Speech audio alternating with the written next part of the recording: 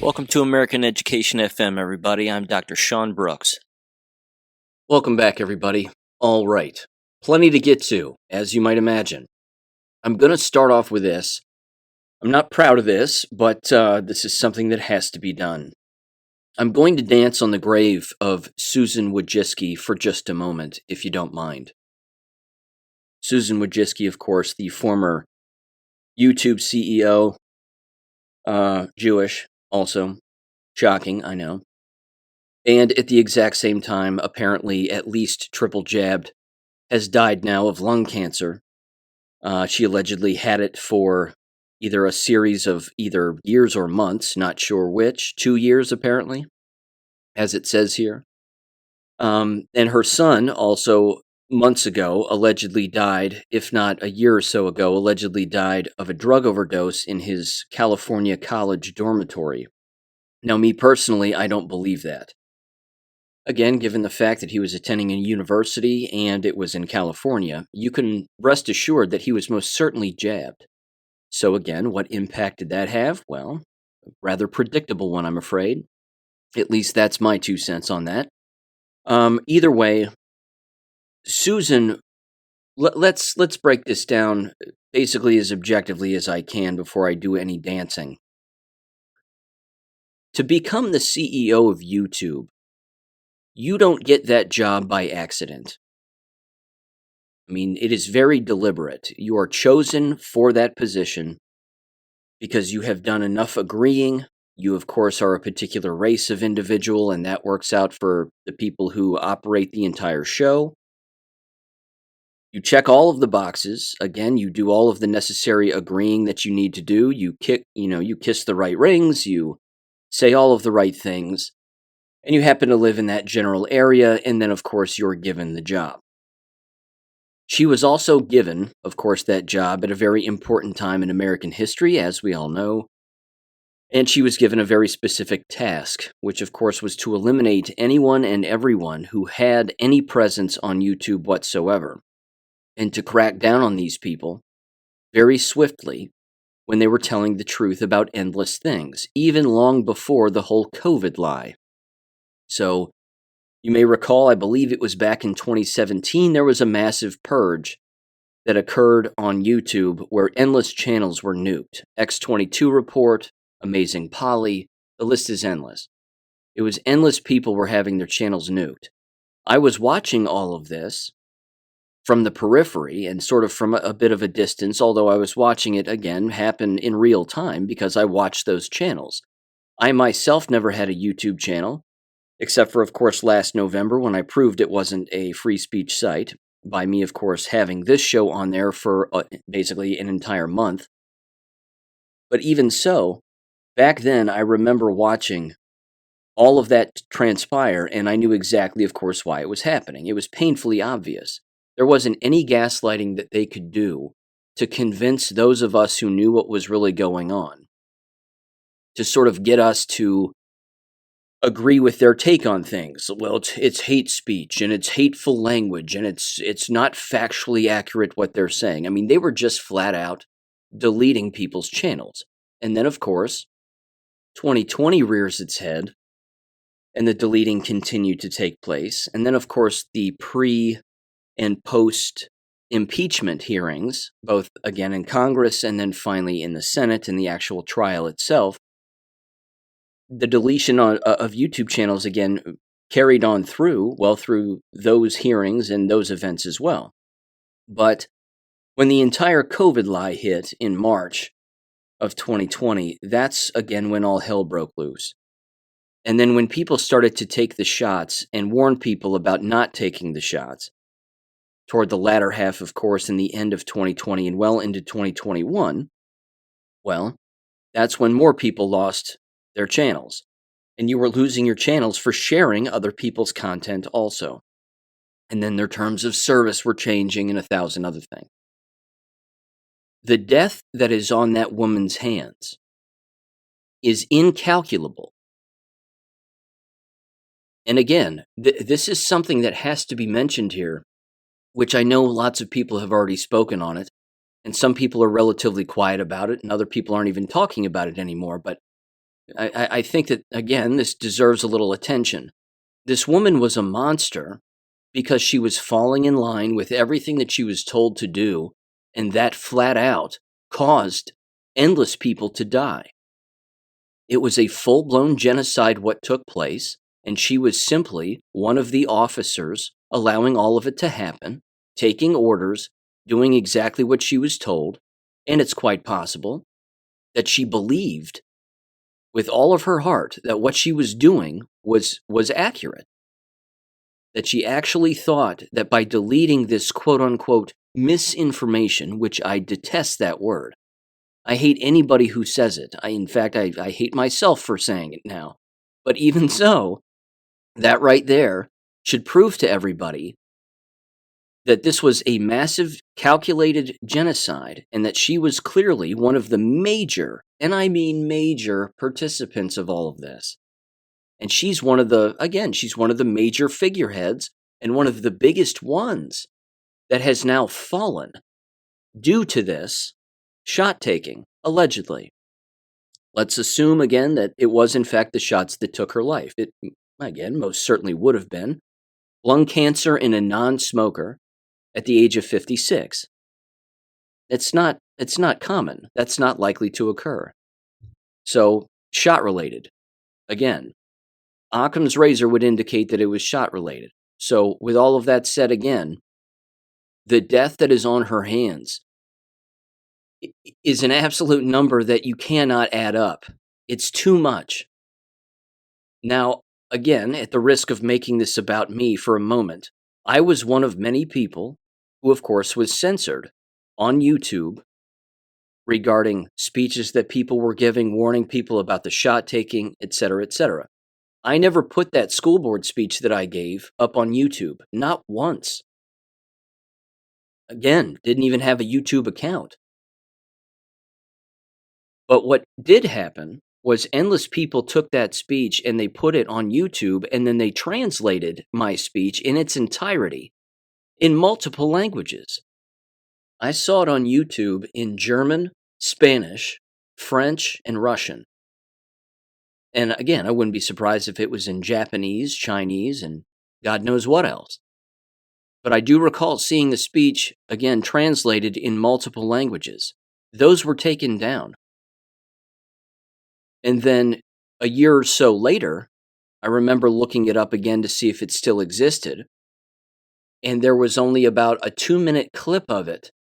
Out of the entire 4 minutes, there was a 2-minute clip of it in a foreign language.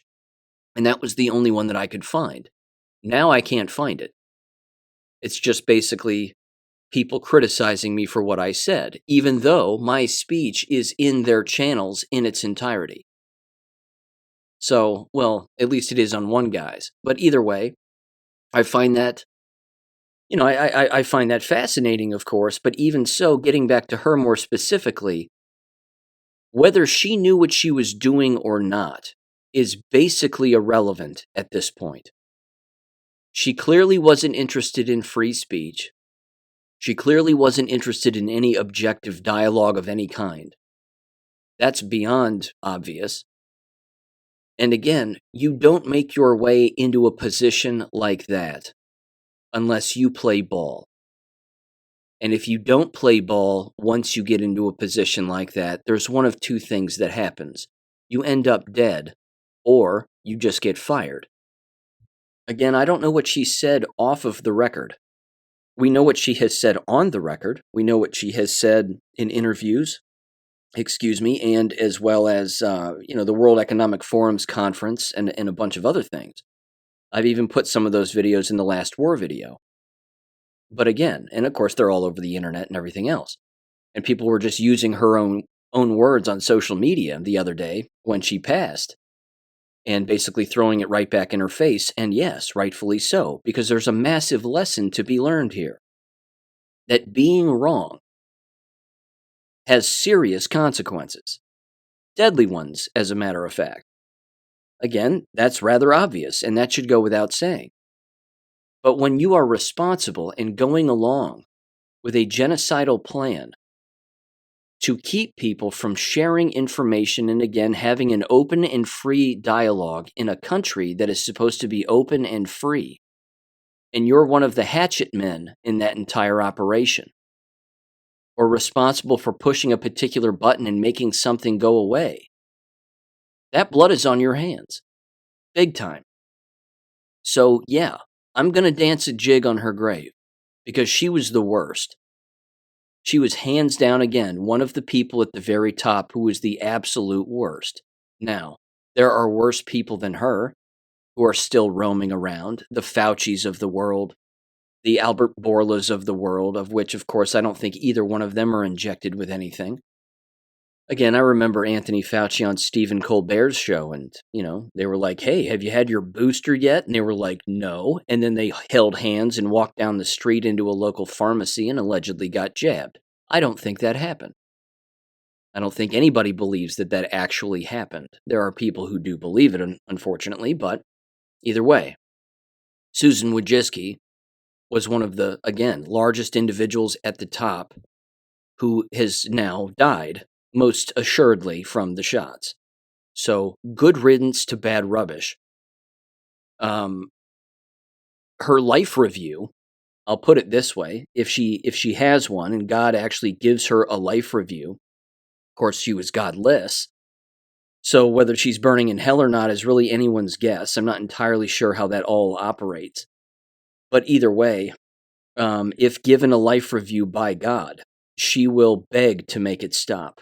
Because again, the blood that is on her hands and the people that she is responsible for killing, just by keeping factual information away from them, is astounding. It's astounding. And I'm going to make a comparison here, but only briefly. And I know that this will piss some people off, so my apologies, but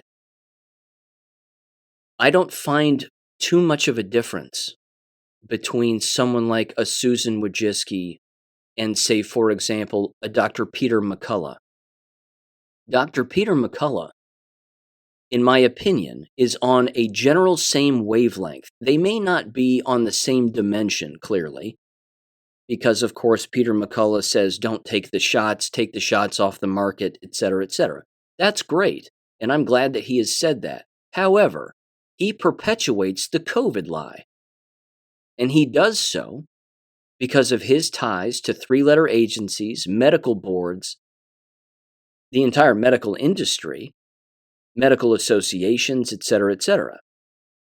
So, by him continuing to perpetuate the viral lie and the COVID lie, and then, of course, making the rounds to pad his resume as much as he does by finding his way on basically every single stage, shaking every single hand, and receiving awards and accepting awards, I put them, again, on the same wavelength.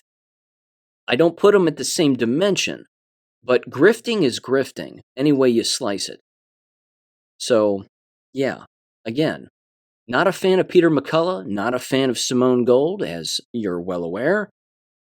And, of course, Susan Wojcicki and everybody else. Anybody who's trying to profit from any of this, of essentially maintaining any kind of a lie, for me, I have a huge problem with these people. A huge problem. And everybody should, because there is only a singular truth that exists. And in my humble opinion, that's the singular answer, that pinprick truth that everybody has to find. And everybody has to realize and figure out what that is. You would like that to be the case anyway, in a perfect world. But perpetuating these lies to maintain your credentials and perpetuating lies to maintain some status that you believe is important or maintain licensure or whatever it is, I'm sorry. That puts you in the enemy bucket. Any way you put it, you're just in that same bucket then. Again, the buckets might be on different dimensions, but there's still a bucket. In fact, let me do this now. Let me, just for a second here, let me stretch out something regarding YouTube specifically.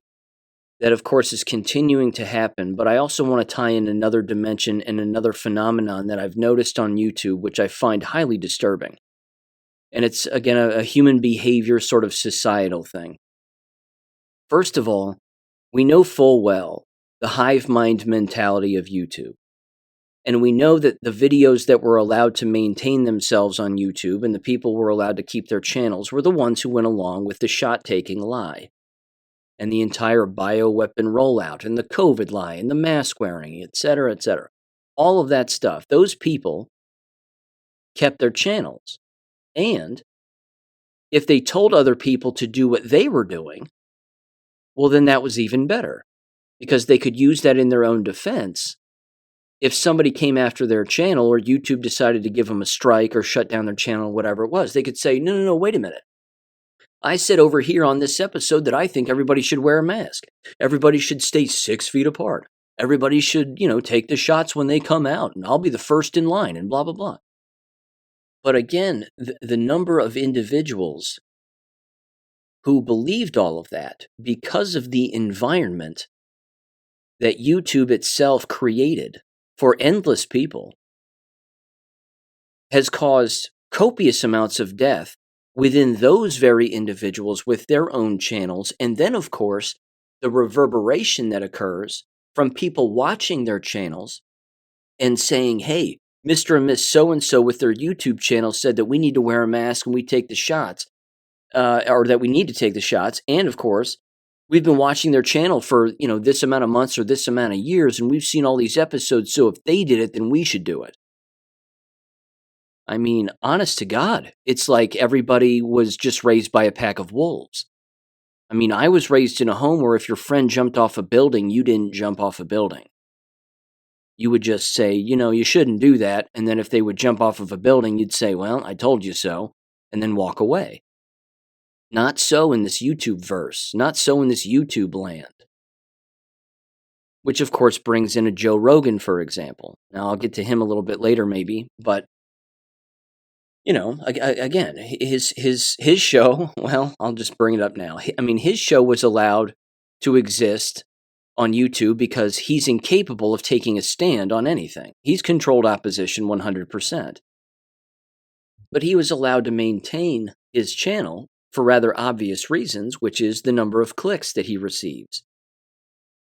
I mean, again, you can perpetuate just enough lies, but not perpetuate other lies. And you can play dumb and you can play stupid and play naive and all of that other stuff.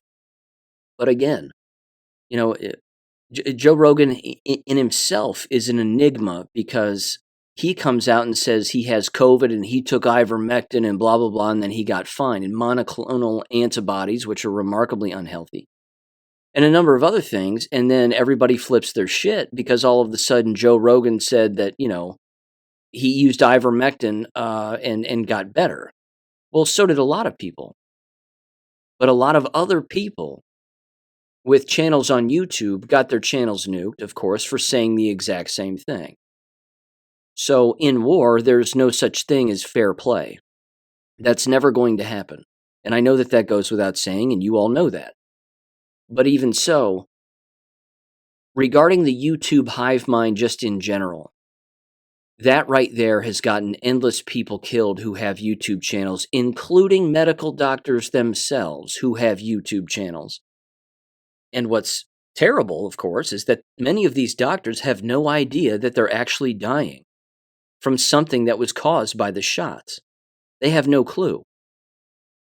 Now, there's another group of individuals beyond doctors and basically beyond any profession. And this has to do, again, with a very odd phenomenon. So I'm going to come at it from a separate angle first and then bring the shots in first. I know that you've noticed this also if you've ever watched YouTube before, seen YouTube, which again, I really find it to be just a repetitive cesspool of repetition.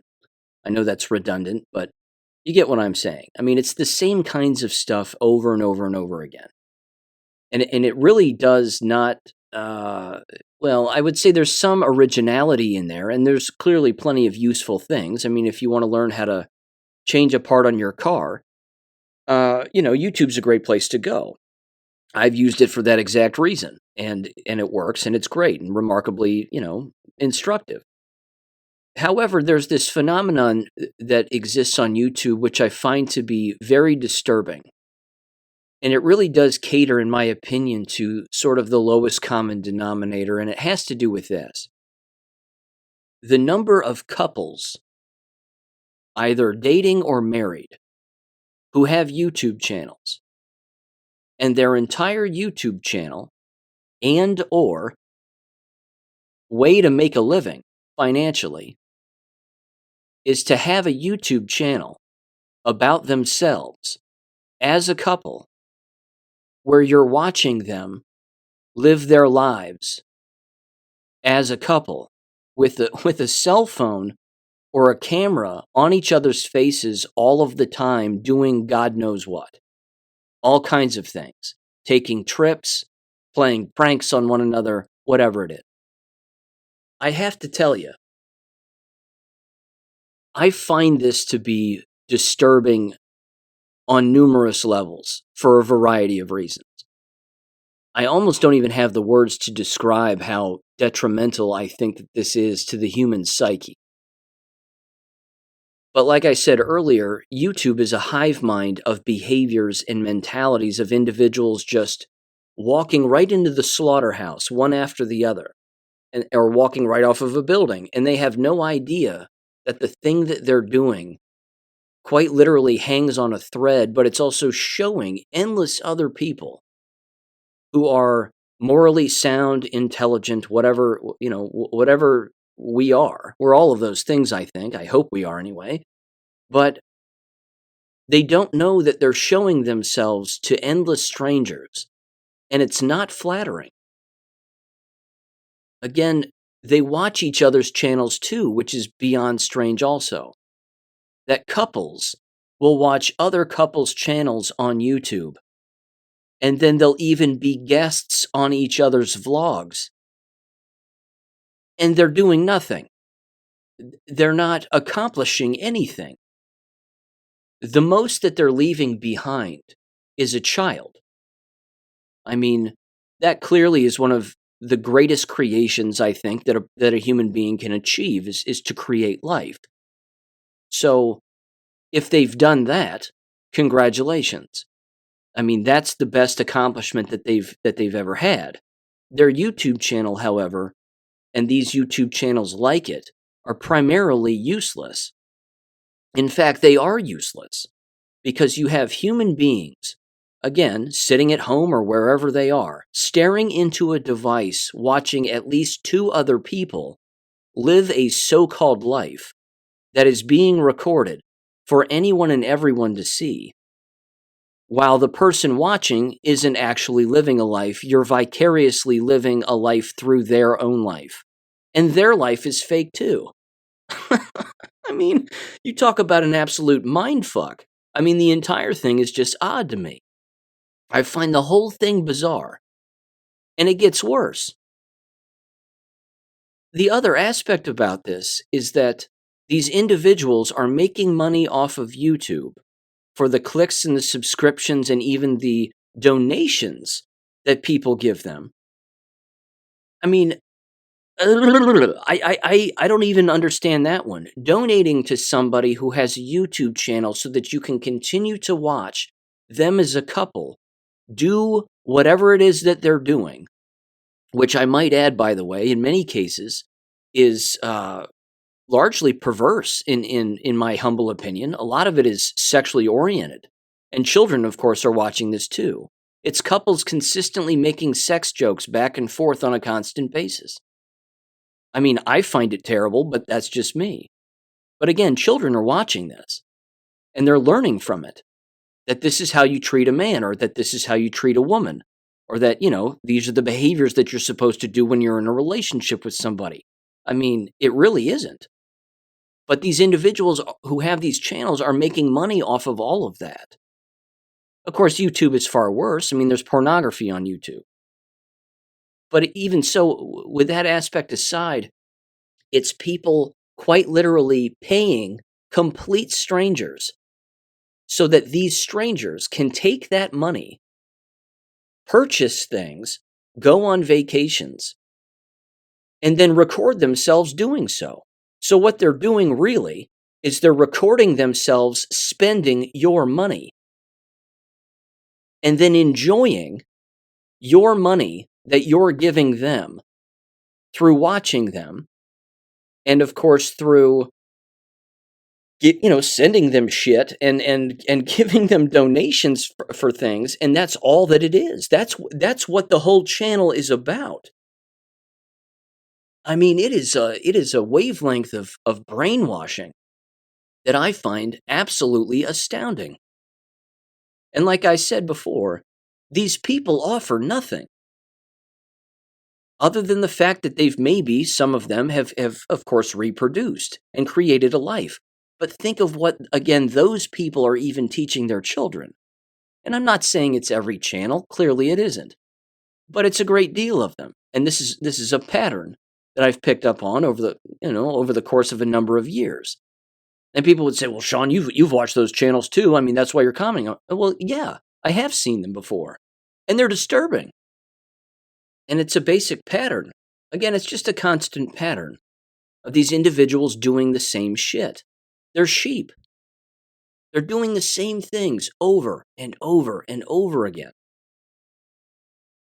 Again, it's mind-numbing. But where this, again, falls right back on the shots now is those very same people, like I said earlier, are not only repeating the behaviors and the actions and the verbal language of everybody else, but they're quite literally taking medical advice from their quote-unquote YouTube peers or one another. And now they're getting sick, they're dying, and they're dead. And this continues to happen. There's a YouTube channel that exists. I don't know the name of it. I don't even care. But there's a YouTube channel that does exist of a young couple in their 20s. And the girl in the relationship, they're married, I think. But the girl in the relationship has breast cancer. She's fit. She's healthy. She's in her 20s. This doesn't happen. No one just gets breast cancer just 'cause. They've done something to themselves, whether it be mammograms, whether it be flu shots, whether it be other shots, COVID shots, you name it.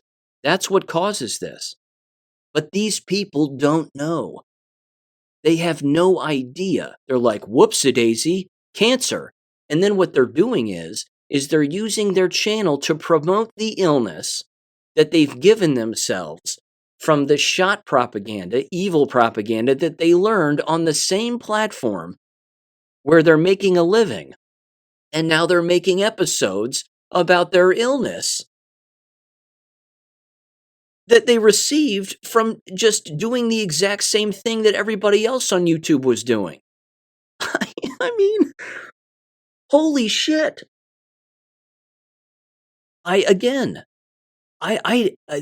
These people are useless. They're useless. I'm shocked they can tie their own shoes. But it's also, again, the vain behavior that exists on YouTube is remarkably detrimental for endless people.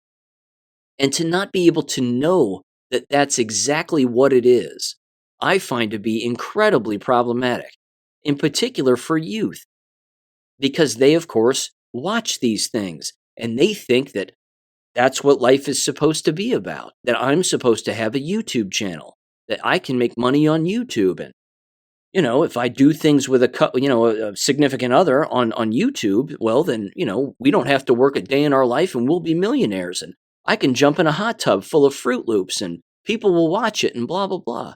It's just so retarded. But they're literally killing one another.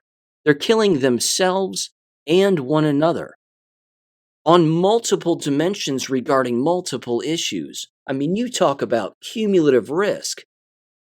Good God. It's astounding to me. There's also this, and again, it's petty, but it really is it's like nails on a chalkboard for me. It really is. You've heard the saying or this phrase, which I'm going to get into it very quickly if I haven't on the show already. I think I have before, but it deserves to be mentioned again because unfortunately, this is part of, again, the social engineering and the hive mind of YouTube. It has to do with the phrase, quote unquote, let's go.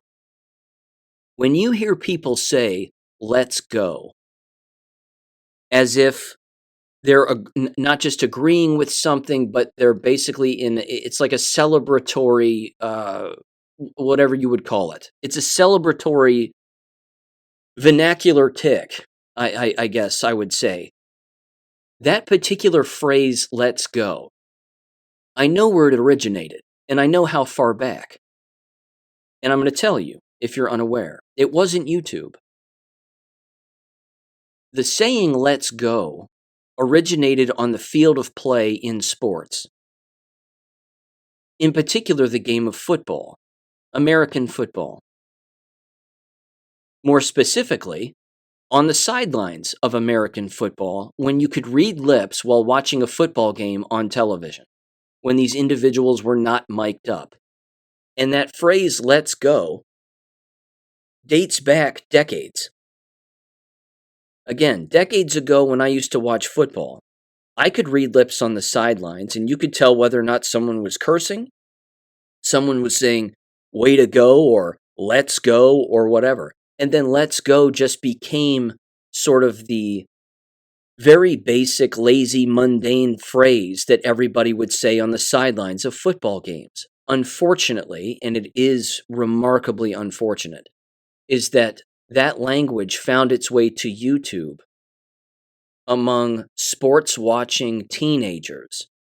And then sports-watching teenagers would start to say, let's go all of the time on their YouTube channels. And now, you hear the phrase everywhere. There's a podcast called Let's Go. I think it's with Jim Gray, also a sports guy, a reporter, one of the worst, but that figures.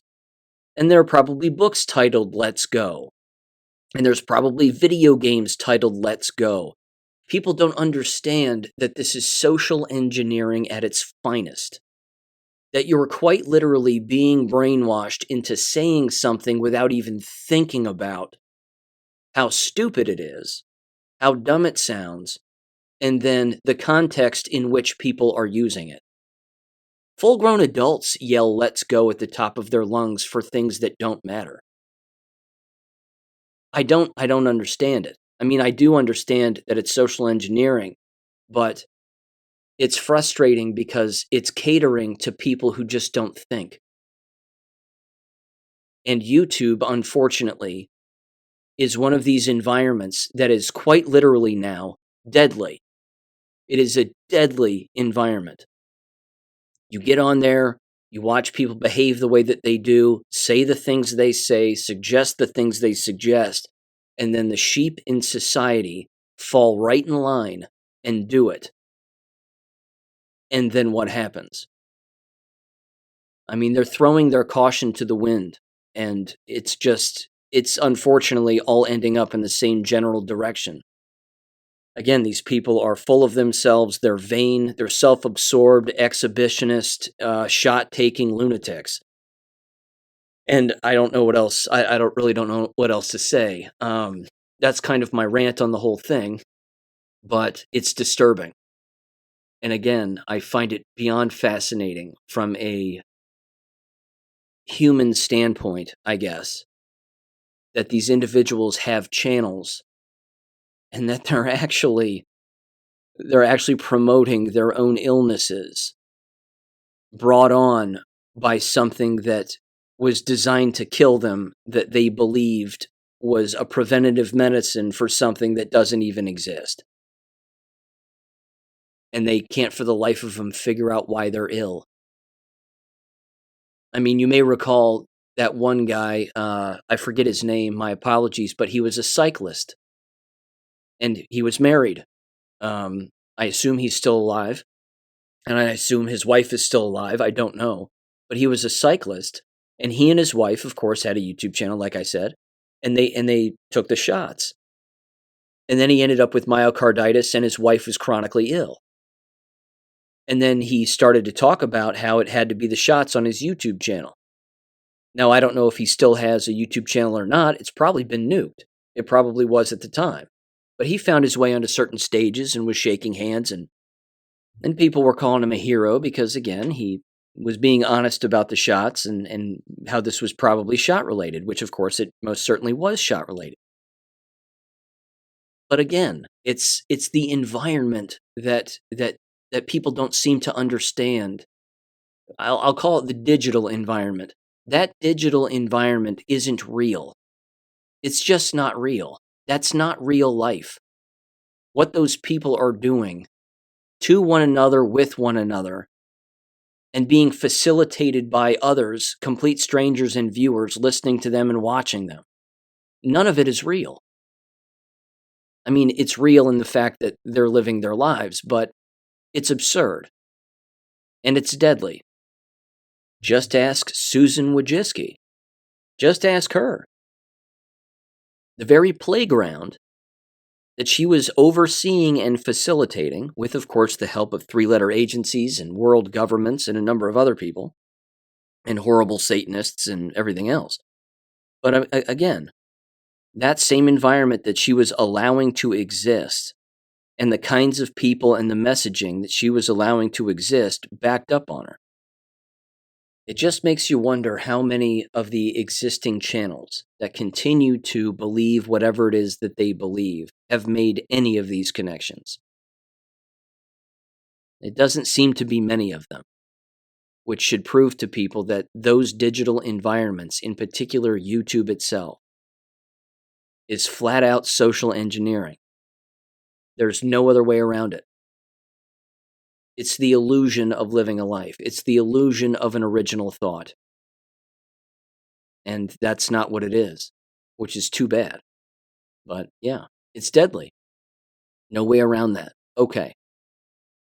I have a little piece of audio here that I want to play. It's not related, but it is another individual who happens to be on YouTube. And Josiah Richwine sent me this clip. And I watched it, and I thought to myself, what makes you the cat's pajamas? What makes you the great thinker of our time? And I'm specifically referring to PreK David. You may be familiar with this individual. He has, again, whatever you would call that, the old TV for radio kind of thing, or radio for TV podcast, video podcast that he has on YouTube, keeping in mind, if you're on YouTube and still on YouTube, you're playing ball. I mean, you're playing someone's game, and it's clearly not a good one. But he's on YouTube, of course, because he says all the right things, or he has the right people around him, and he helps YouTube with clicks and makes YouTube money, and YouTube makes him money, and it's all about money and influence and back patting, and everybody's got each other's hands in each other's pockets. But either way, I want to play this quick audio. It has to do, again, with him discussing a little bit of Joe Rogan and RFK and Donald Trump, and then I'll come in on the other end of this and basically provide my 2 cents as to exactly why a PreK David still exists on YouTube, and at the exact same time, how somebody like him in particular, again, there's nothing special about these people. I don't understand it. I don't know why individuals listen to them. Again, this is a very specific criticism, so forgive me, but I don't understand it. I don't think that the guy offers anything.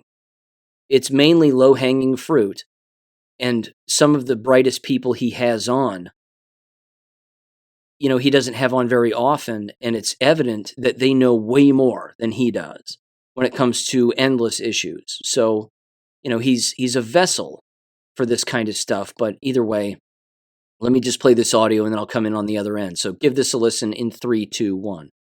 MAGA and Trump community, I'm a little bit concerned, and there's a blind spot I want to bring up to you. What benefit do you get from calling out Joe Rogan for complimenting RFK? What benefit? What benefit do you get from saying, I wonder how people are going to boom at the next UFC fight when Joe Rogan walks in? Do you realize who are the only 2 names that have been constant the last 20 years in the UFC brand? One guy's name is Dana White, who is feared and respected. The other guy's name is Joe Rogan, who is loved, liked, and respected. You think UFC is going to flip on Joe because he complimented RFK on the vaccine position, that he fought Fauci and we wrote this book. You think they're going to do that? And why would you even call out Joe Rogan when Joe Rogan is friends with Dana and put Dana in a tough spot to have to defend you and Joe? And obviously he's a pro, he's a boss, he's a street guy, he's dealt with everybody. He's not going to have a problem handling that. But do you think that's the right move? And it gets me to continue thinking about this and saying, while all this stuff is going on tonight, a lady named Kamala had a packed house in Arizona. You know who showed up? The same people that were not happy about what happened in 2022 midterms, 2 weeks before midterms, when Supreme Court flipped the Roe v. Wade abortion position and put it back on the states. And while everybody thought there was going to be a red wave, there was not a red wave. Got it. And those people haven't forgotten about it yet because it's an important issue to them. And they may come out in 2024 because 2 Supreme Court positions could flip in the next 4 years, and they don't want to give that to you. Oh my God. So they may not be voting for Kamala. They just don't want you to choose the Supreme Court positions. They're not voting for Kamala. That's all they're doing.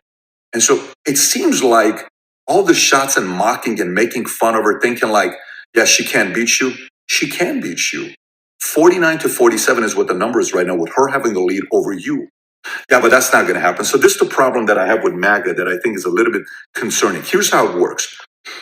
I feel like the level of loyalty you get from MAGA, you expect to get from independent voters and libertarians who are willing to vote for you, but they're not 100% sold out to you.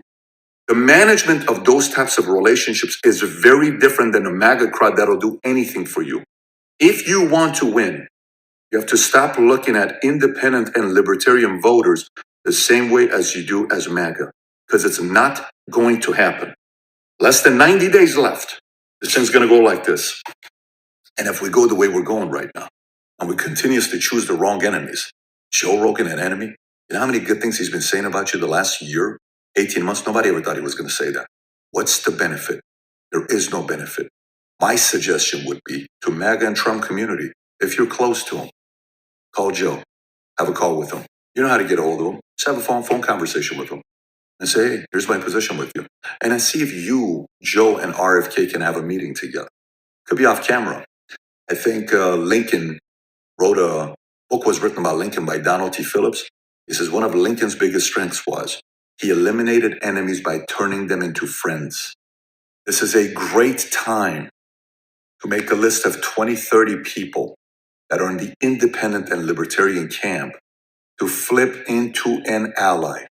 It'll make a world of difference for 2024. I think that is a massive blind spot that should be considered.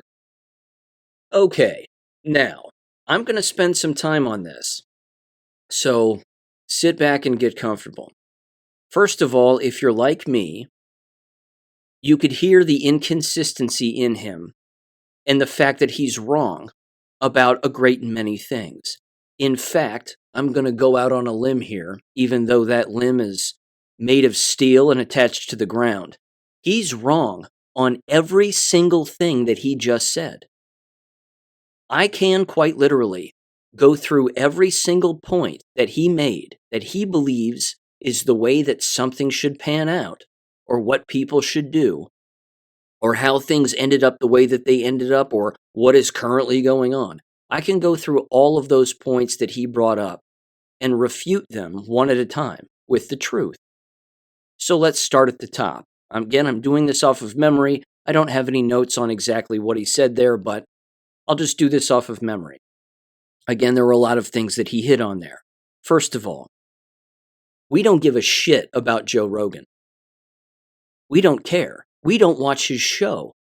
It doesn't matter who does. Good for them. If they're still watching that weird-shaped big toe guy say whatever he says, have the useless guests that are on his program on a constant basis, that's their fault.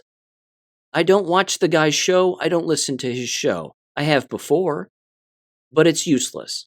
And that was a long, long time ago. I think I sat down and maybe watched 2 full episodes of Joe Rogan's podcast in my entire life. And then again, it was very obvious the criticism about him because he's controlled opposition. This is something that Patrick Bet-David doesn't understand. He either doesn't know it or he does know it, but he's playing the same game that Joe Rogan plays. So that would make them both controlled opposition.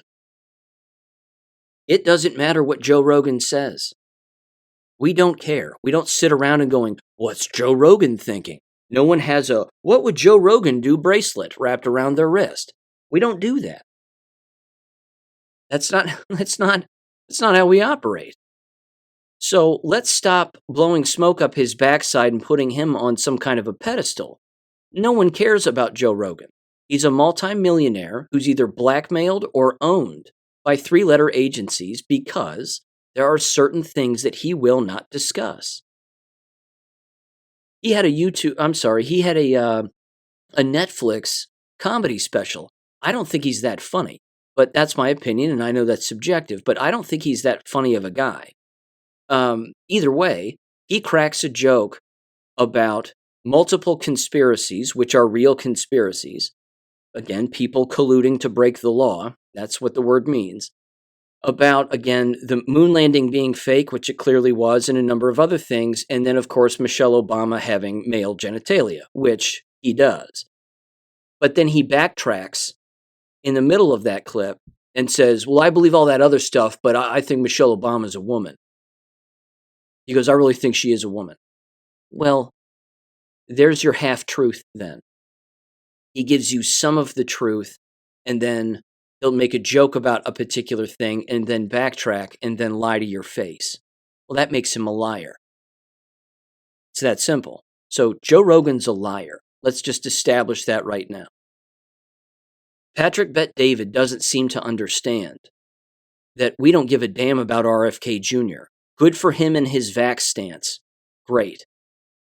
The guy's owned by Israel. He's a complete Israeli puppet. He hangs out with some of the worst people. Patrick Bet-David probably does too. But with that aside very quickly, just as a sort of a little footnote here, Patrick Bet-David, I remember watching him once, and he said the following. He was on some stage.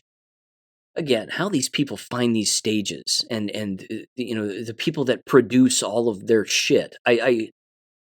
It's not natural, ladies and gentlemen. None of it is natural. I can assure you of that. But he was on a stage, and he was doing his show on a stage, and he had a guest on. And I want to say, I forget who the guest was. It could have been Anthony Weiner, of all people, who, of course, is a pedophile. But he was openly stating about himself, Patrick Bet-David was, that he's a guy who asks the tough questions. I ask the tough questions. I don't let people off the hook. I ask the tough questions. Do you? Your one-dimensional level of thinking is pathetic. He actually believes, as you heard in that clip, that Donald Trump could lose the election. He will lose the election, but it'll be stolen. Which doesn't make it an election then, does it? No, it's not an election then. It's stolen because of voter fraud. And the media just stealing it, like they did in 2020. Or was Patrick Bet-David born yesterday and he doesn't remember all of that? Again, if he believes that in an honest election Kamala Harris would win legally, he's a fool. And quote-unquote MAGA does not need Joe Rogan, people who listen to his show. They don't need RFK Jr. voters. They don't need any of that shit. If you want to write in RFK on your ballot, go for it. Don't care. He's not going to win, and he's not taking votes away from Donald Trump. It's not going to happen. No one cares about Dana White either. No one goes, they walk into the UFC fights and they shake each other's hands and they hang out. And what did Dana White say today? Who gives a shit? Who cares? And then he brings up the abortion issue. Patrick Bet-David brings up the abortion issue from a couple of years ago and goes, well, there was no red wave because of the abortion issue. There was no red wave because of voter fraud. That's why. Patrick Bet-David doesn't think that there's voter fraud. He doesn't understand that when there's fraud present, that means everything around it is fraudulent.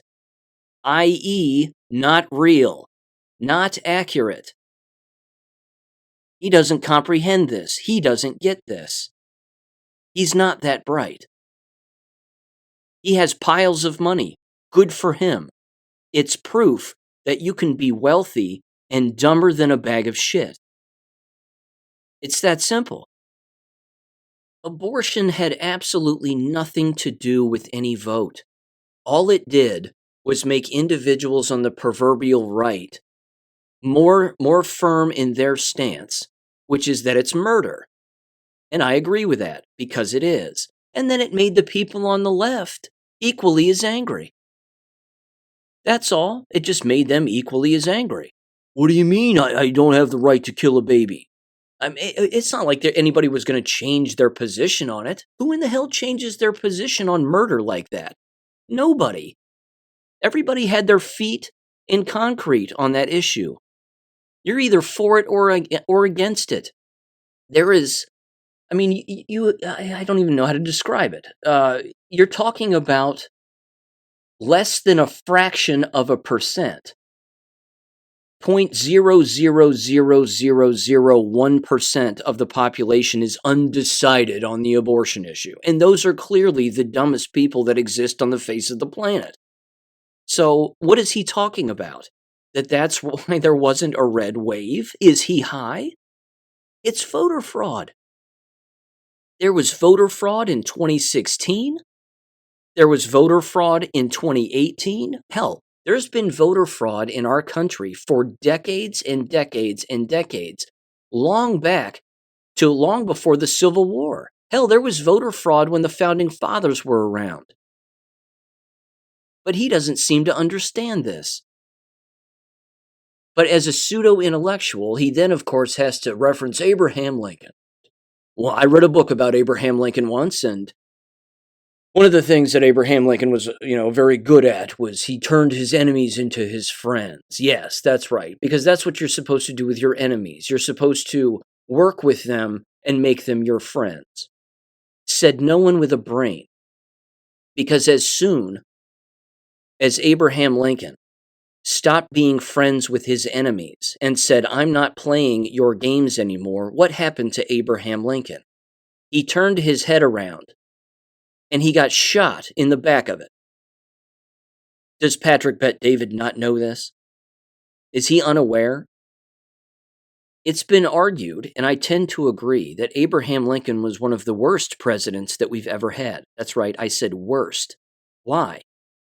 He was responsible for the slaughter of endless Americans. Endless Americans. Regardless of race. Most of them were white. And that, of course, was an entire Rothschild Jewish banking takeover of the South, which wiped out copious amounts of Americans. For what? To play the economic, Jewish control, land ownership, property, money scheme, usury, all of that stuff. That's what it was for. And when Abe Lincoln figured this out, they shot him. But don't worry, he had the ability to make his enemies his friends, so saith Professor Patrick Bet-David. Give me a break.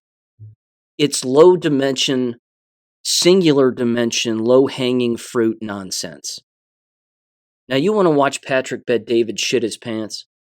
Go and watch the episode where he has Whitney Webb on, because Whitney Webb destroys him.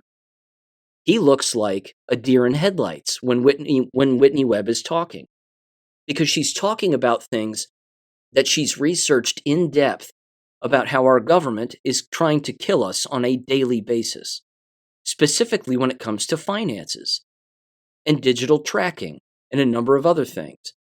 Patrick Bet-David looks like, he looks terrified because he's never even thought about this.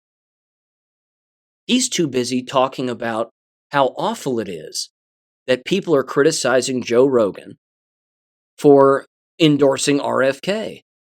He might as well be, he might as well be endorsing Bert and Ernie from Sesame Street.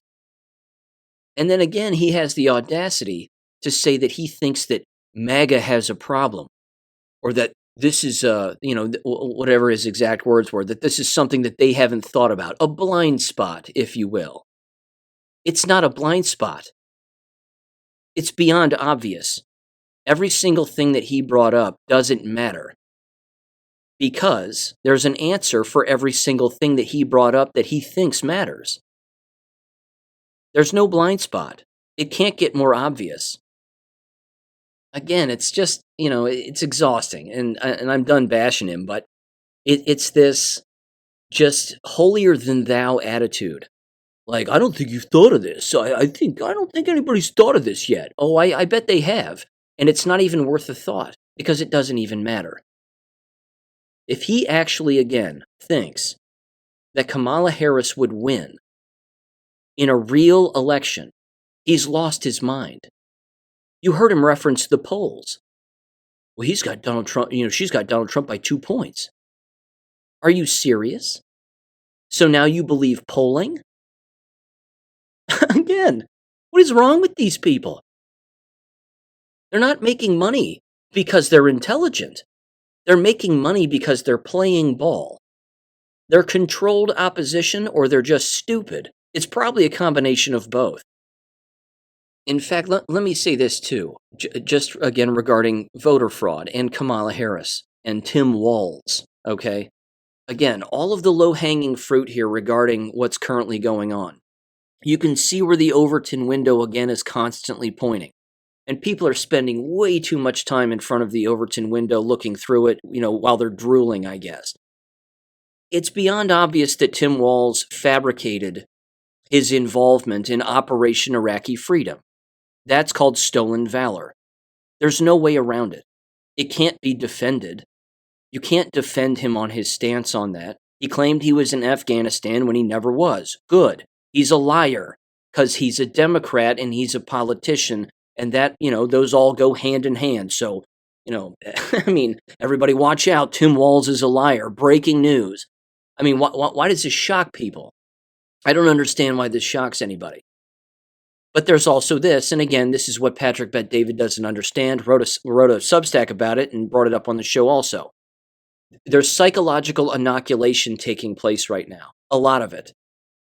And there are multiple methods that are being used right now to do so. In fact, one of the more low-hanging fruit tactics, there's 2 of them taking place that are remarkably low-hanging fruit, but there's a third. I'll bring up all 3 right now.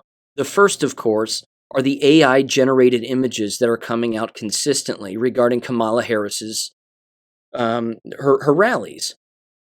There aren't really people there. There are some people, but clearly not the number of people that are being portrayed in certain pictures and even some videos. Certainly pictures in online posts. They're trying to make it look like a real MAGA rally, a Donald Trump rally, which clearly they aren't. Now, is this a new strategy for the Democrats? No. They did this in 2016 with Hillary Clinton. Remember that? They were using AI all of the time with Hillary Clinton. It was spliced video with fake reporters in front of her, fake people, fake signs. They were taking video footage of real people at another time in potentially another place and putting them on top of and inside of the video when she would give one of her speeches someplace. Endless anonymous individuals and non-anonymous individuals pointed this out a long time ago. Does Patrick Bet David not know this? Does he not know that it dates back to that? It's just an old Hillary Clinton Democrat Party satanic lie, yet again. So that's kind of, again, those are just 2 low-hanging fruit examples. They're liars, they're cheaters, and they're gaslighting people by manipulating imagery to manipulate people. There's also this, and this is the psychological inoculation also, with a actual written narrative to get this out there to plant the seed. Praying Medic put this out on X, and he said the following. Actually, he's responding to Chris Krebs. Chris Krebs was the first director of CISA, which is the Cybersecurity and Infrastructure Security Agency, America's cyber defense agency, national coordinator for critical infrastructure security and resilience. Here's what Chris Krebs said on X. He said, quote, and this would have been roughly August 10th when he said this, I think. He said the following: on the hack of the Trump campaign, I'm taking this seriously and have it on good authority. It's the real deal. You should too. I tend to not comment much these days for various reasons, personal and professional, but this is important. I have a bit of relevant insight and experience, ... unquote. First of all, prove to me that Iran hacked anything having to do with Donald Trump's campaign. These are the same people who said Russia influenced the election. There's no proof that Iran did anything to anyone. But who wants you to believe that? Everybody who's on the same side as the whole Russia, Russia, Russia narrative, and now they're on the same side of the Iran, Iran, Iran narrative. And who's coordinating all of that? If you said Jews, you win a prize. Because it is. It's Israel. That's who's coordinating all of this and making it sound like Iran hacked his campaign. They didn't hack shit. Prove it. There's no proof. There's just people saying things. That's not evidence. So here's what Praying Medics said now regarding Chris Krebs' psychological inoculation on stealing an election. He said, quote, Krebs was the first director of CISA. He's an election fraud denier and not a Trump fan. He's warning people to take the Iranian hack of the Trump campaign seriously. Feels like narrative seeding. Sowing doubt about the reliability of the November election results? ? Narrative seeding is psychological inoculation. They're pre-programming a story for people to believe slowly over the course of time, so that when a result of another event happens in the future, you'll be likely to believe it, and people will be likely to believe it because they were told months ago. By whom exactly? Not friends of Donald Trump. But we're all supposed to just fall for this somehow. Make no mistake, there will be voter fraud. It will be rampant.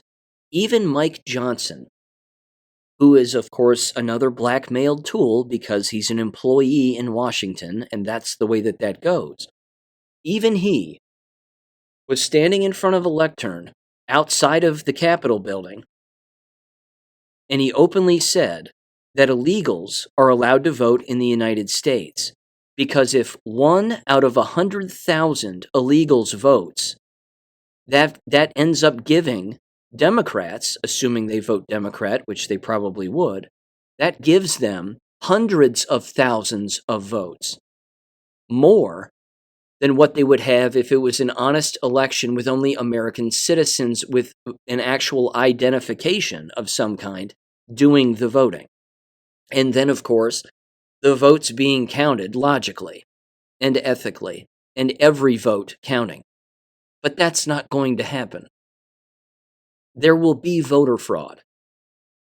But again, if you're listening to Patrick Bet David, Trump could lose to Kamala Harris legitimately. Oh, okay, got it. What a dope. If people just don't have the correct context and a memory, and they're, of course, free from having amnesia, then you can pick up on these patterns of what's been done in the past, what's currently going on, what's being said, and what's likely to occur. That's all. It's rather basic. Again, we don't need the support of other individuals. Donald Trump has this wrapped up. Why do you think they tried to kill him, Patrick Bet David? Because he has it wrapped up. Assuming that all of that went down logically the way that it's being told. Of course, we know that it wasn't Matthew Crooks who actually took the shot. In fact, there's footage that's even been released that I think I put on my Gab page, if I'm not mistaken. I'll certainly put it in the next war video, but they detained an individual who appears to be wearing a gray shirt that looks just like Crooks. From a distance, there's badge cam footage over the police radios during that time also. where they're openly saying that they have somebody in custody, which means who's the dead guy on the roof? It's probably that Maxwell Yarrick guy, like we determined very early on. Thank God for the person who actually took the photograph of the dead guy on the roof and put it on the internet. Congratulations. It was clearly not a Matthew Crooks. It was obviously Yarrick, who is still missing, by the way. It's like the OJ trial. Don't worry, everybody. OJ's free, and he's going to go out and find the murderer of his ex-wife and that waiter. Because OJ said so. I mean, oh my. It's just amazing. Isn't it all amazing? The stupidity of these individuals is astounding to me. But this ties in also, believe it or not. And then I'm going to move on, trust me, to some education-related things as well. But this is a nice wrap-up to this. I came across this study the other day, and it's a year old. In fact, the study is 2 years old. It was received on April 20th of 2022, and it was revised and then accepted on August 8th of 2023, and I think ultimately published in September of 2023. This is an empirical research paper, and it was in the, Personality and Social Psychology Bulletin by the Society for Personality and Social Psychology Incorporated, Sage Publications. Here is the title of the research paper. It was titled Empathic Conservatives and Moralizing Liberals.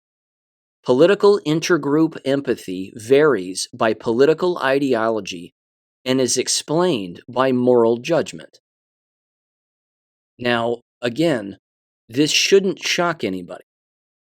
It's pretty much common sense. In fact, you can do a basic social experiment if you want to, and it's already been done numerous times on video, and you've probably seen them, where on one side of a road, this is a literal example, on one side of a road you'll have liberals, okay, again, just using these terms politically speaking, the stereotypes associated with both sides, you follow this.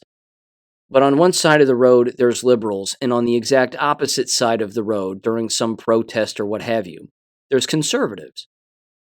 And usually what happens in these scenarios is one person is filming, and they'll walk up to a liberal on the liberal side, and they'll say, do you want to come over to the conservative side and just have a conversation with these people?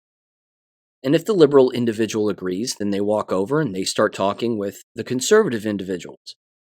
And what they end up finding out is that the conservative individuals are far more polite, far more willing to educate individuals, far more open-minded, far more compassionate, and they want to tell the truth as best as they may know it, so they think, to this individual.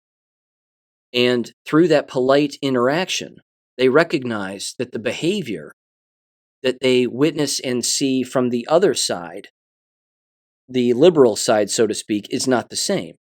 Because then they'll take a conservative individual on the conservative side of the road, have them walk over, potentially even wearing a Trump shirt or a Trump hat, and they walk over and they talk with the liberal individuals. And then the liberal individuals start yelling at them, screaming at them, telling them to beat it, spitting on them, hitting them, a number of other things. Just juvenile, low brain, low intellect behavior, low empathetic behavior. They're not trying to teach them about anything. They're not trying to educate them. They're not trying to understand why they understand things the way they understand them. It's just childlike, screaming, yelling, shouting, hive mind NPC behavior.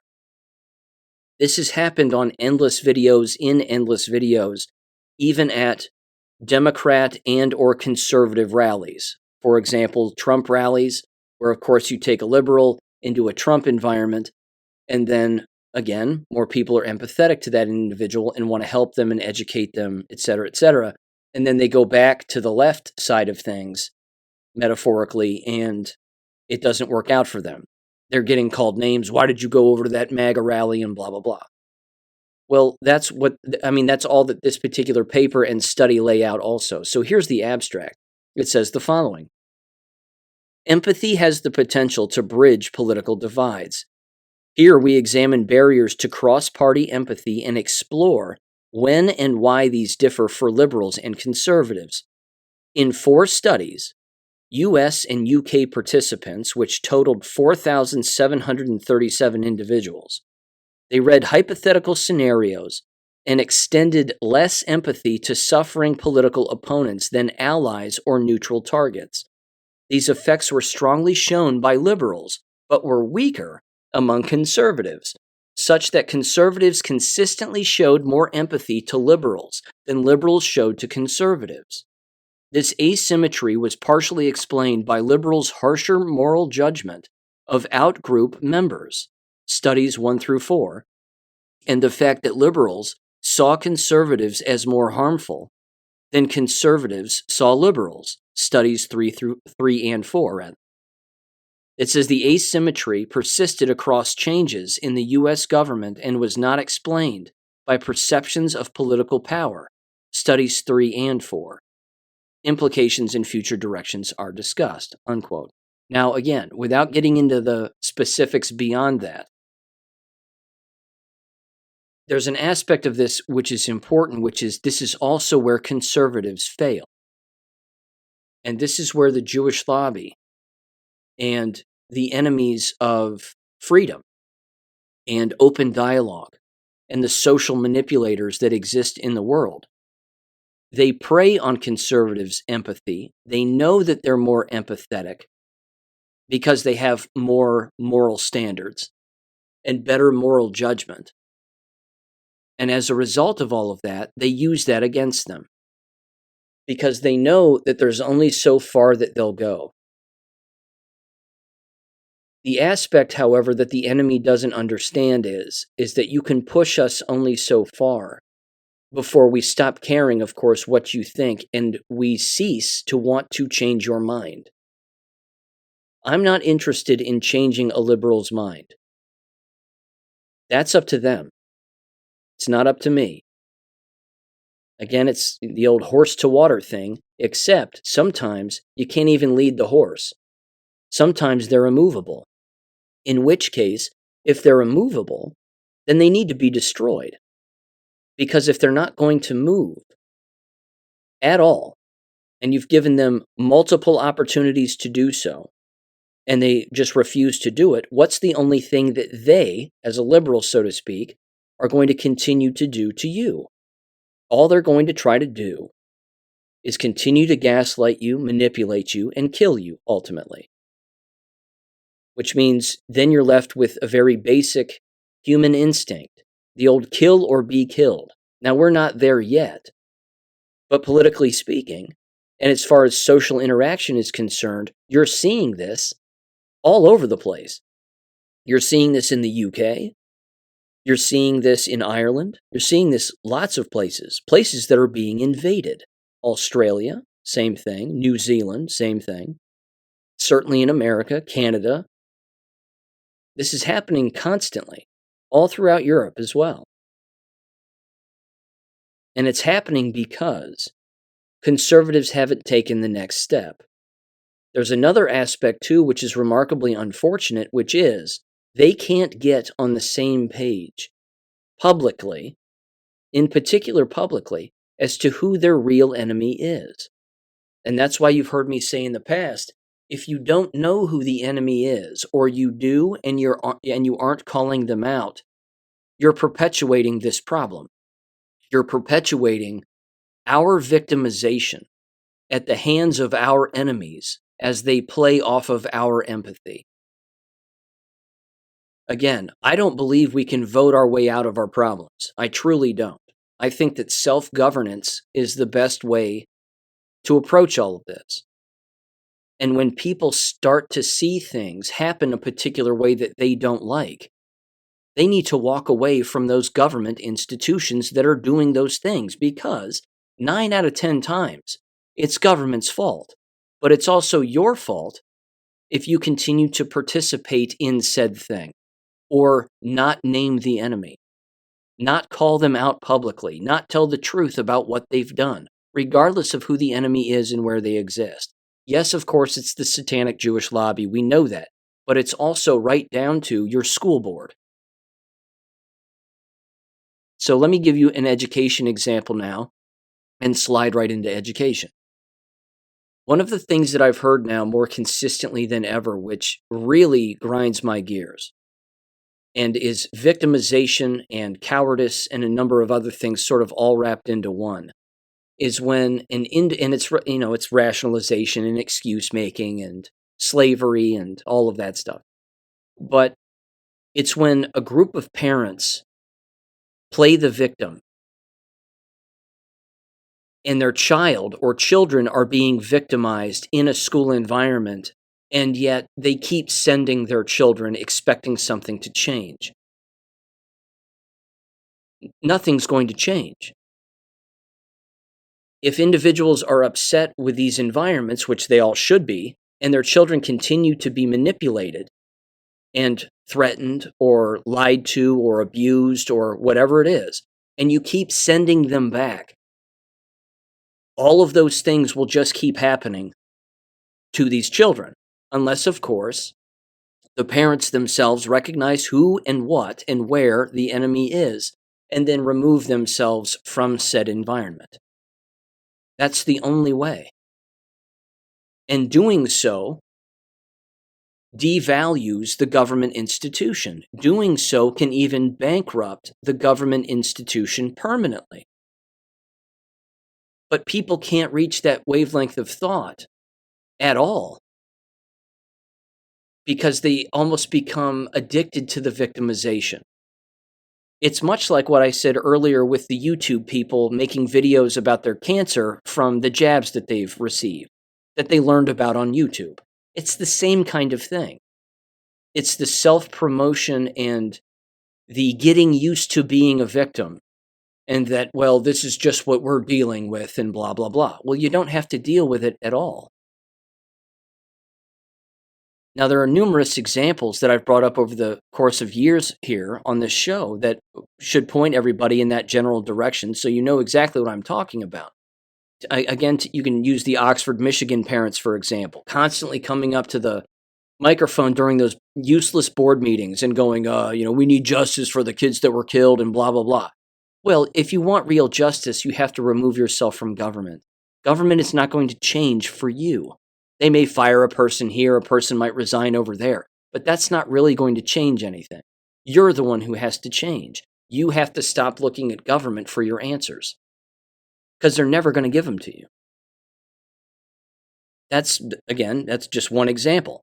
There's another local example which is happening and playing out on a constant basis where I live, which is and I've brought this up on the show, of course, before in previous episodes, but there's a school board member whose adopted son is threatening to kill children, females in particular, consistently, and allegedly also sending pornographic pictures of either himself or other people to said girls. This kid has not been expelled.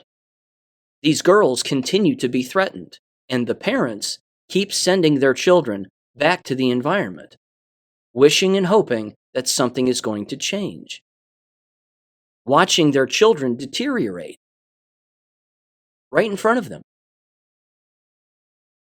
Nothing is going to change. Ultimately, you have to change. We have to walk away from government. That's how government ceases to exist. Government is dependent on an audience. And again, we should use the foreign examples of what's going on politically around the world as our litmus test here for this. It's being played out in front of our faces right now. We're seeing it happen. Look what's going on in the UK. Is that the first time that girls have been stabbed to death from a foreigner? No.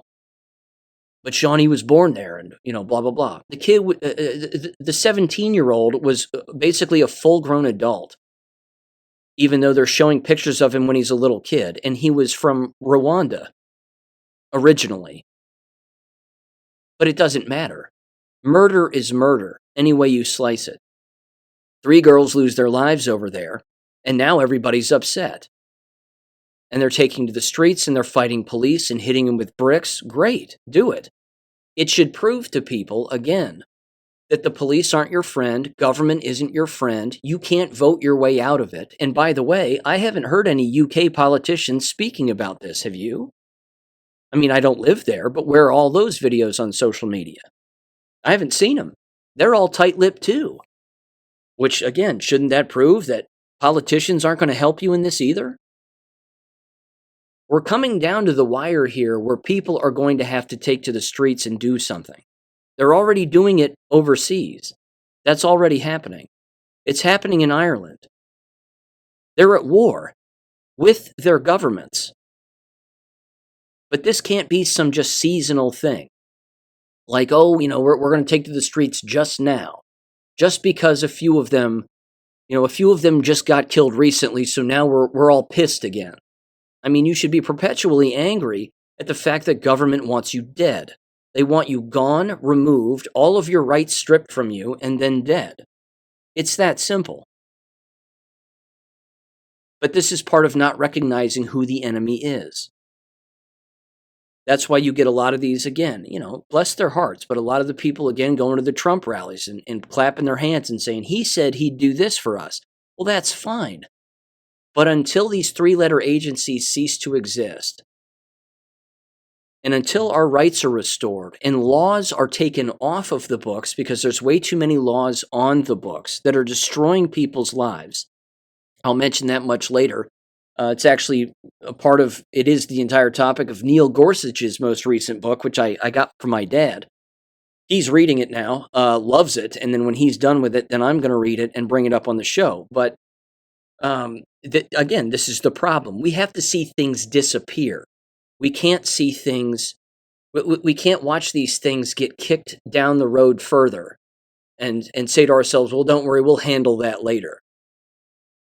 It can't get more obvious that we are all at war here and that our enemy is government and the people who control them, who we know who they are.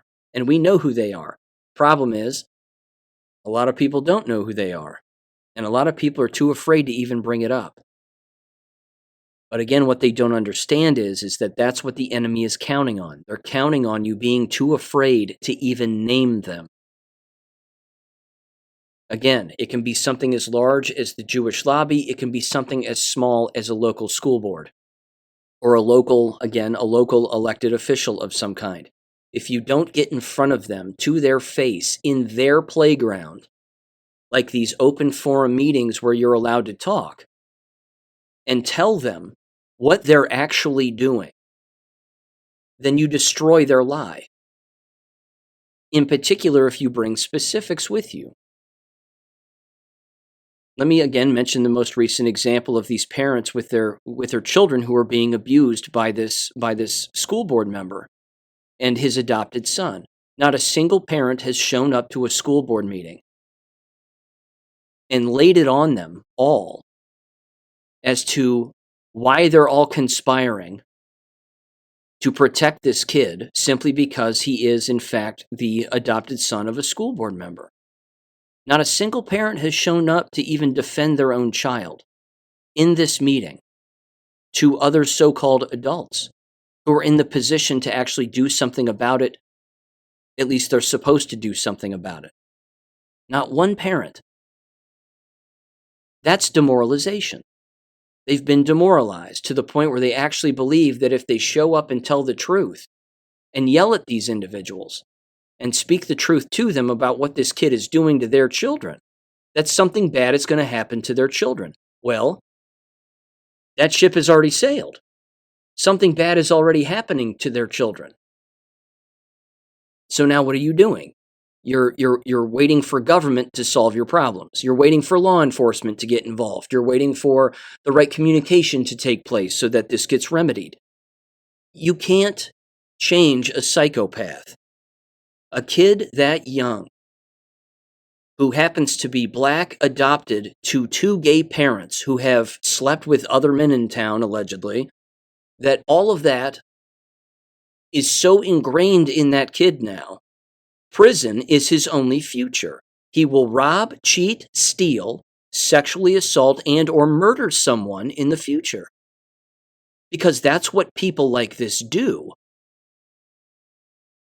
And they believe, these adults, so to speak, they believe that, at least the ones protecting him, think that if you protect a child like that throughout childhood, then they won't be like this as an adult. On the contrary, they will be more abusive in the future because once they turn 17, 18, and they start doing these things, they're going to be tried as an adult.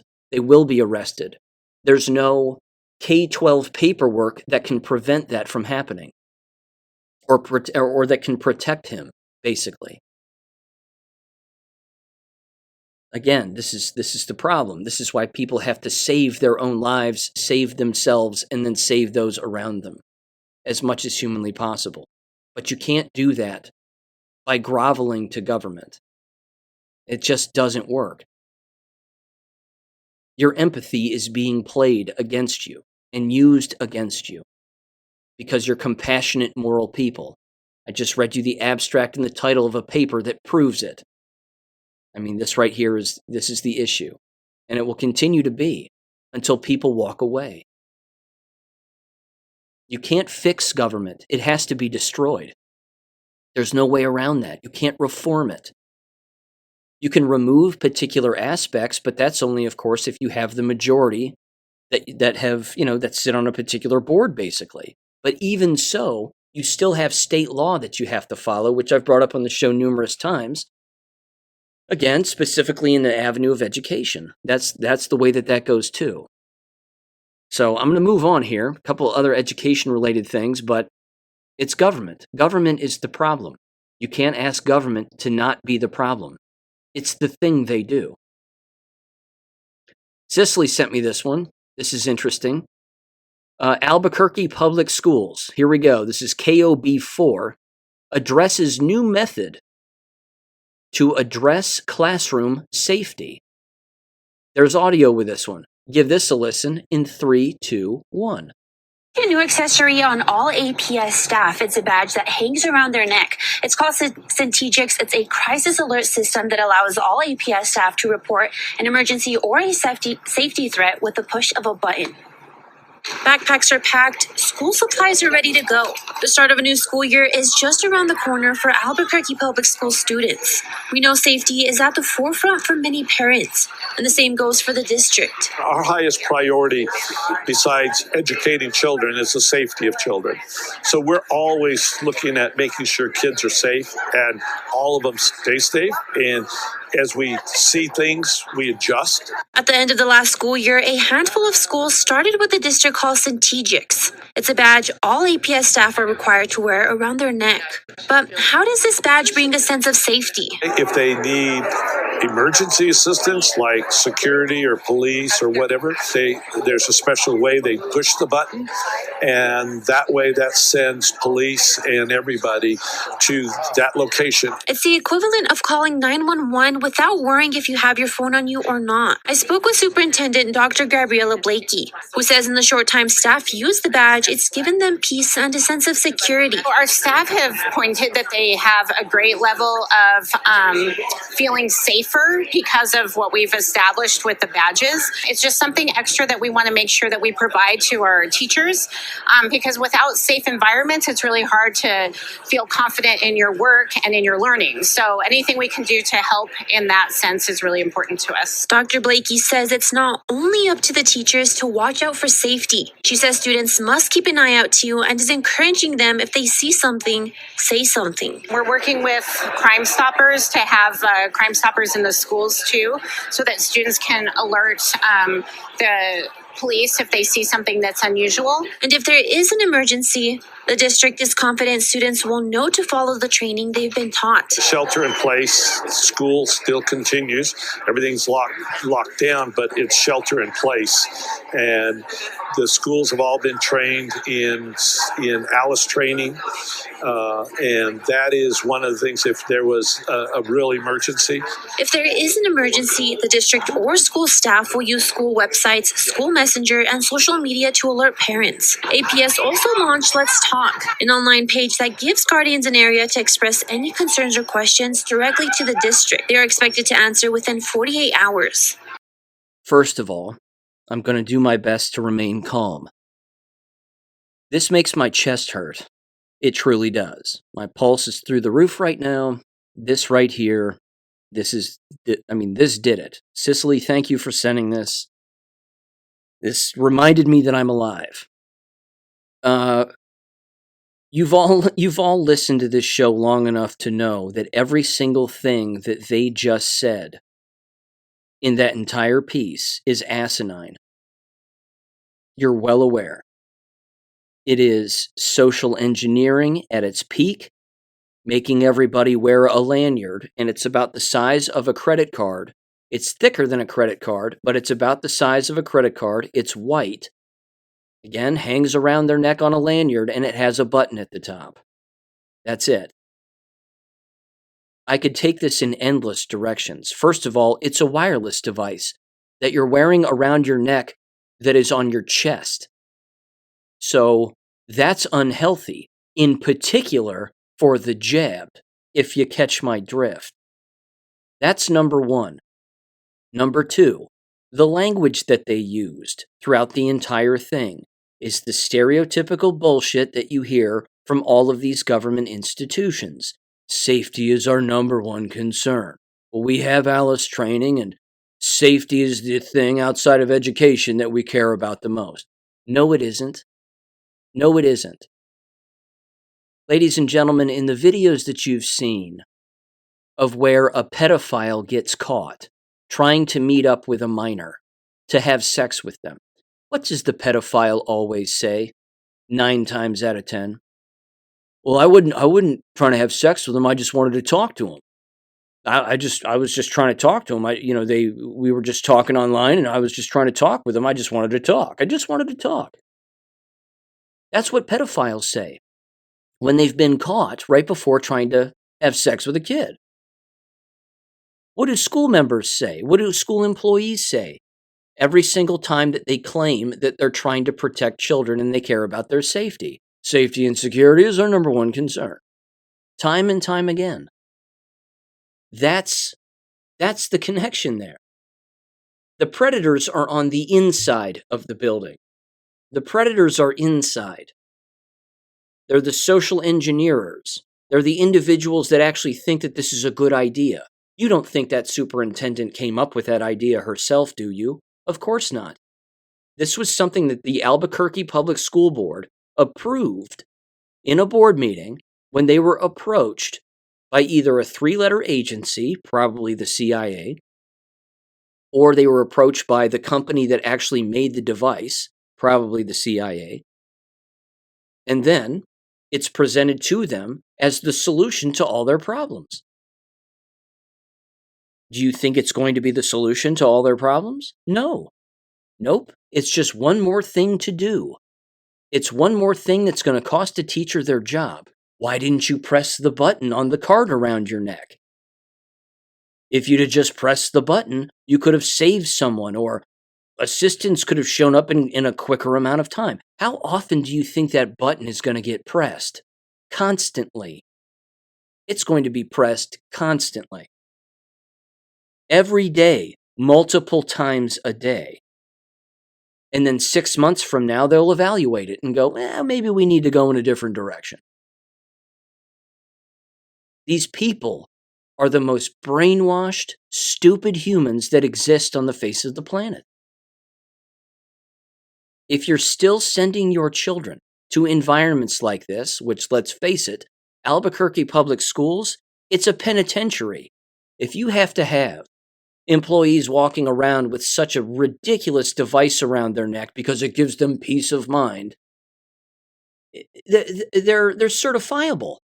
There's no way around it. But if you keep sending your kids to environments like that, you deserve it at this point. You just flat out deserve it. They are unsafe. They're telling you they're unsafe. They're so unsafe, they have to have people wearing another lanyard beyond the one they already do around their neck as a wireless device to dial 911 and send help. Holy shit. And it's a tracking device.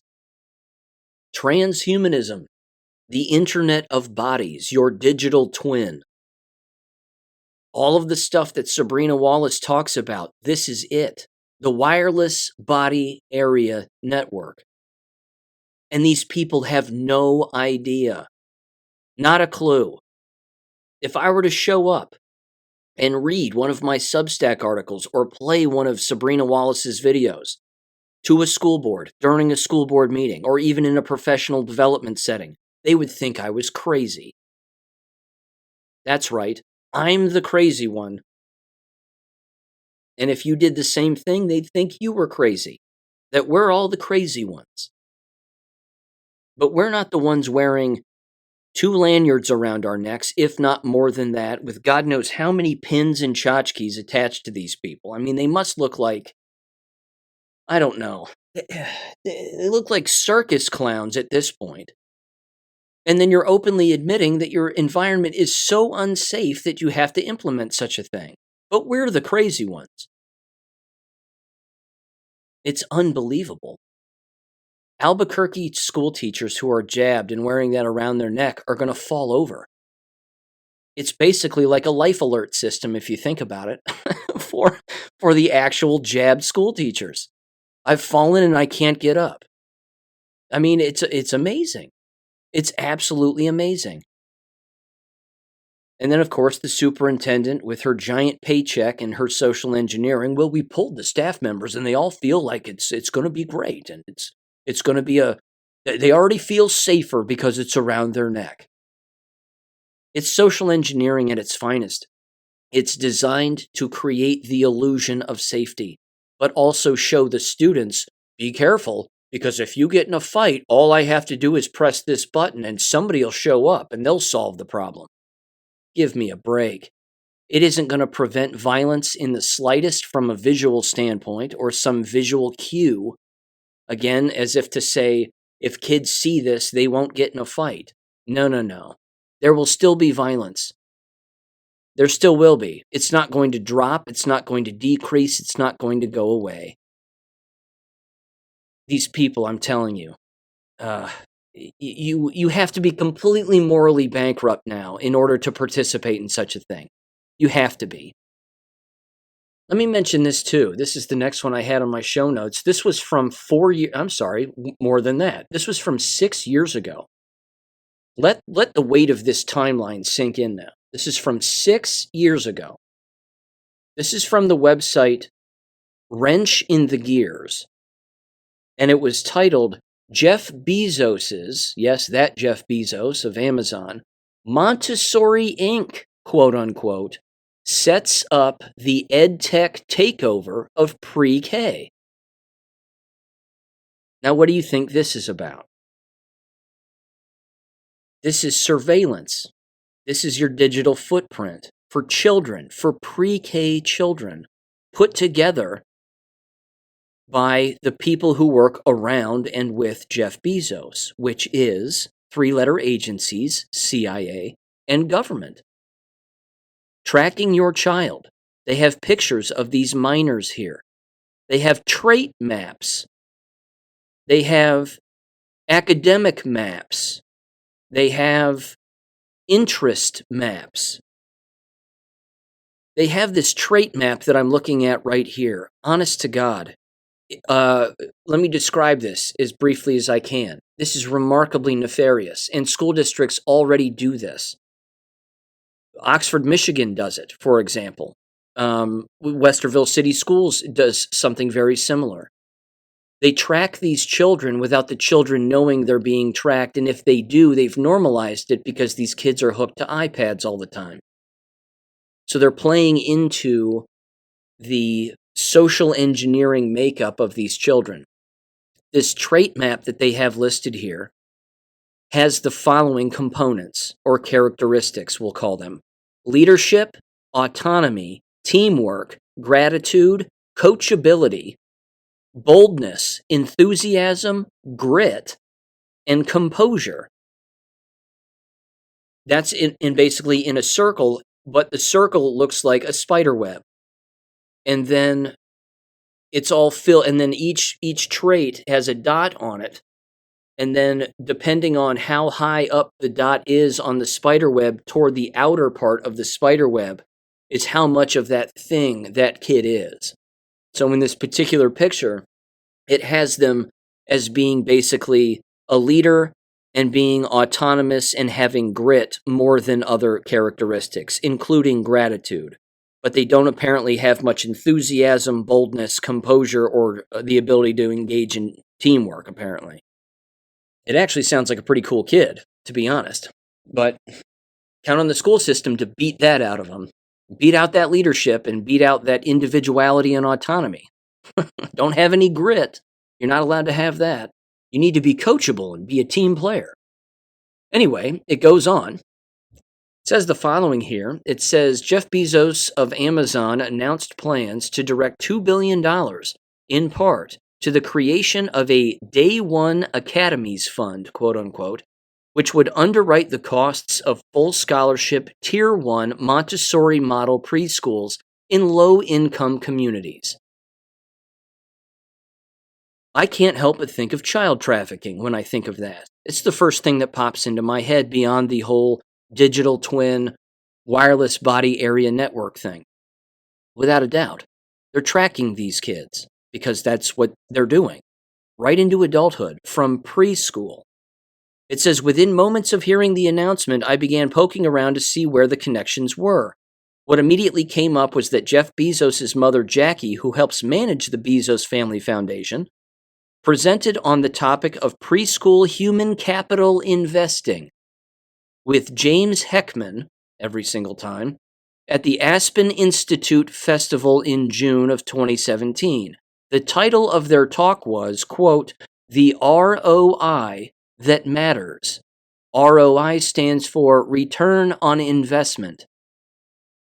They're quite literally using children as currency.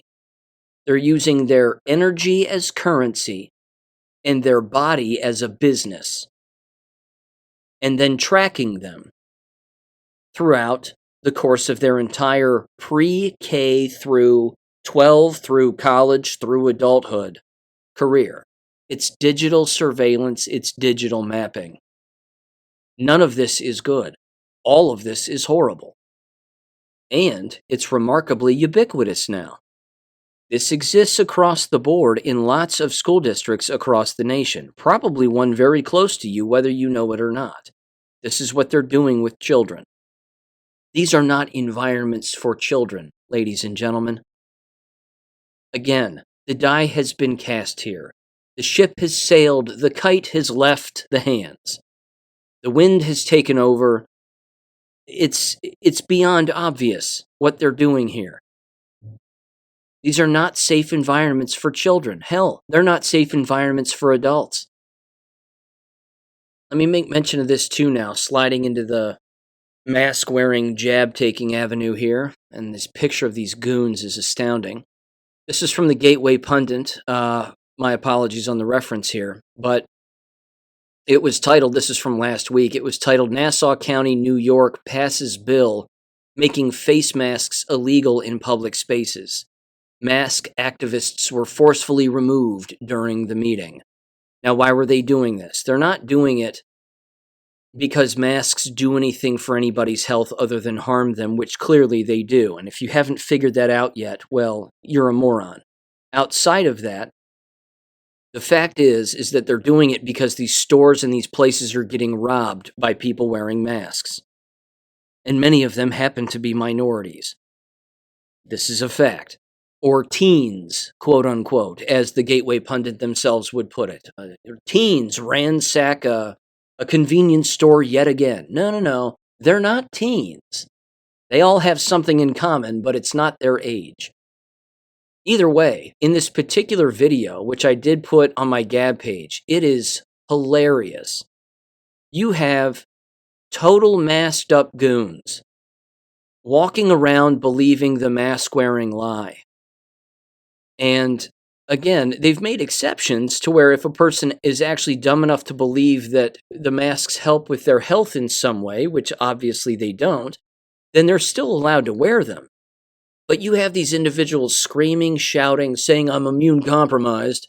I'm in a wheelchair. One of them was in a wheelchair, wearing the duckbill masks. And many of them are wearing the duckbill masks now because Let's face it, aren't those the most effective ones that exist? Laying on the sarcasm thick here toward the end of the episode, my apologies. But yeah, I mean, these people are jabbed to the bone and have lost their minds. You're watching prion disease in real time here. It blows me away. Let me mention this now in conclusion. I came across this PDF, which I also put on my Gab page, if you're interested in checking this out, and this specifically has to do with Canada. And it was titled All-Cause Mortality Data from Canada. Stats, it says, Stats Canada data as of August 8th of 2024.